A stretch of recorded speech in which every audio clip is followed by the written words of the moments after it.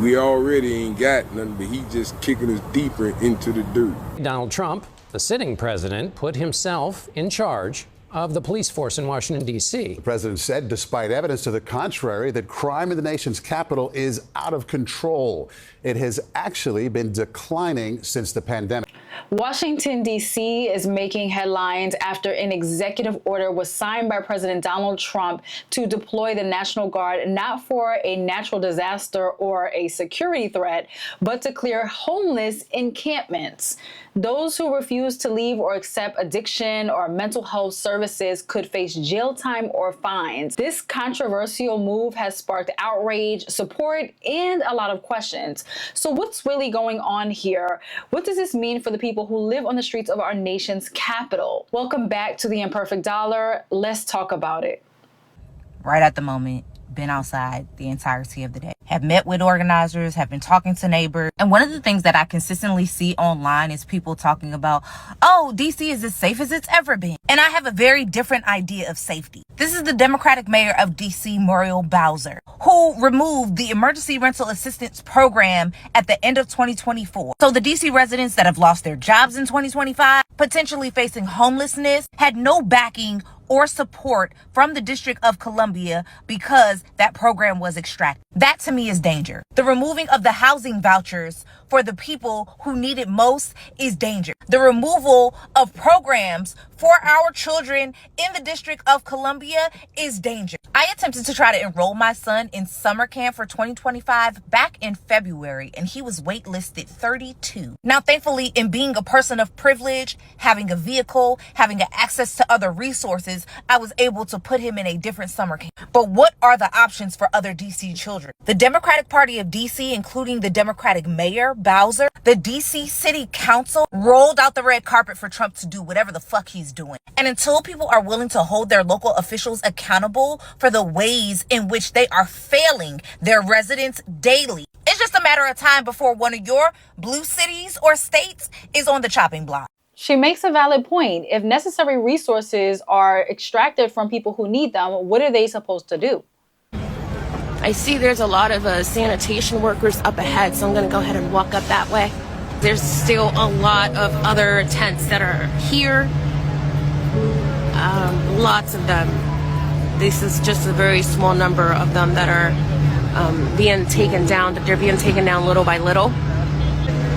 There are, just seems like somebody was here, living here, and they just left all of these, sadly, all of these items behind. But yeah, this was somebody's home, someone's couch, and now sanitation is taking it away. I think they're trying to figure out what to take first, but they're taking it away. A lot of them left before 10 and took what they could and just left behind most of their belongings, as you can see here. On any given day in Washington, D.C., approximately 800 people are living and sleeping on the streets.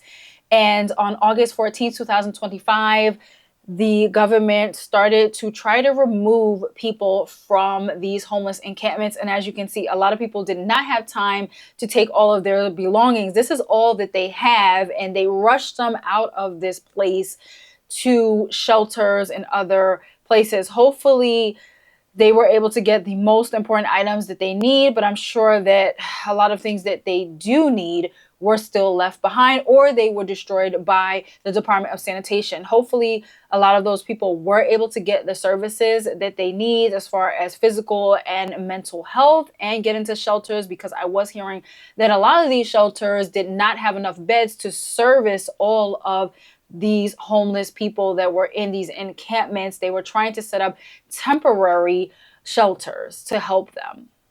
It's just all this stuff in DC, like in my last luncheon yap, what I was talking about, this very simple concept that I need people to really understand. Okay, so the government works for us. They're public servants.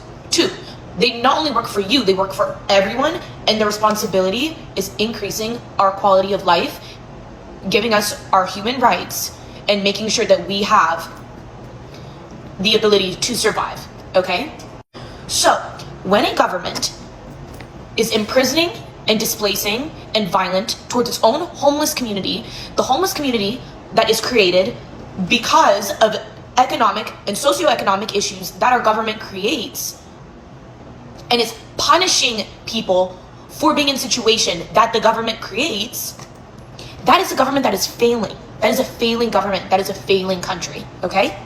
And it's so easy with drugs and everything. This is a big reason as to why our government, the war on drugs, went and spread laced drugs in Black and impoverished communities. Because then you're able to say, oh, well, they're homeless because they're drug addicts. They're homeless because they don't want to work. People just don't want to work hard these days. If your government is imprisoning, violent towards, and displacing a homeless community that it cannot manage, it is a failing government, because those people are still constituents that have their unalienable rights and also just basic human empathy. That's why we have governments. We do not have governments to be controlled. We have governments so that we can sustain our societies. Crime-ridden streets of downtown DC. I mean, really, this is terrible. There's a Lime bike there that someone left. I mean, people are walking around and driving. People are eating lunch. I mean, you couldn't ask for a worse situation, honestly. I mean, it's just evident that we need the National Guard and the FBI to be patrolling the streets. I mean, look at what's happening. I hear sirens now in the background. The reality is that crime here is at a 30-year low, and Donald Trump is just using this as pretext to distract from how horrible of a president he has been. But federalizing the police is, frankly, disturbing at a minimum. It's terrible.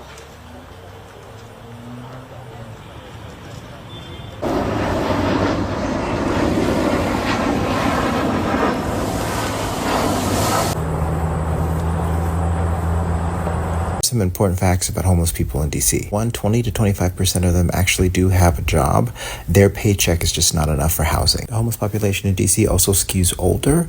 About 30% of them are 55 plus, and the last count that they had a few of them in their 90s. About 70% of them were actually living in DC before becoming homeless, so it's not transient people coming in from out of town. Most of the homeless are from DC. And the racial disparity is huge. Black residents make up about 45% of DC's population, but they make up over 80% of the homeless population.